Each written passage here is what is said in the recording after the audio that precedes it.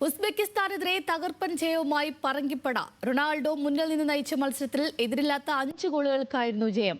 മത്സരത്തിൽ റൊണാൾഡോ ഇരട്ട ഗോൾ നേടി.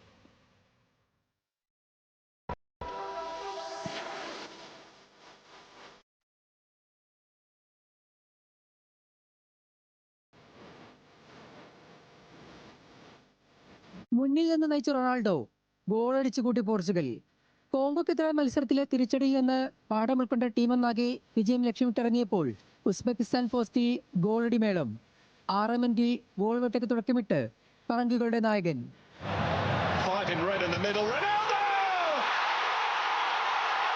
ഗോൾ ദാഹം തീരാത്ത പോർച്ചുഗൽ താരങ്ങളൊന്നാകെ ഉസ്ബെക്കിസ്ഥാൻ ബോക്സിലേക്ക് ഇരമ്പിയാർത്തു. ഇത്തവണ ഊഴം ന്യൂനോ മെൻഡസിൻ്റേത്. പതിവ് കളിക്കാൻ റൊണാൾഡോയ്ക്ക് നിരവധി അവസരങ്ങൾ പിന്നീട് ലഭിച്ചെങ്കിലും ലക്ഷ്യത്തിലെത്തിക്കാനായില്ല. രണ്ടാം പകുതിയിൽ 2 ഗോൾ കൂടി നേടി പോർച്ചുഗൽ ജയം ആധികാരികമാക്കി.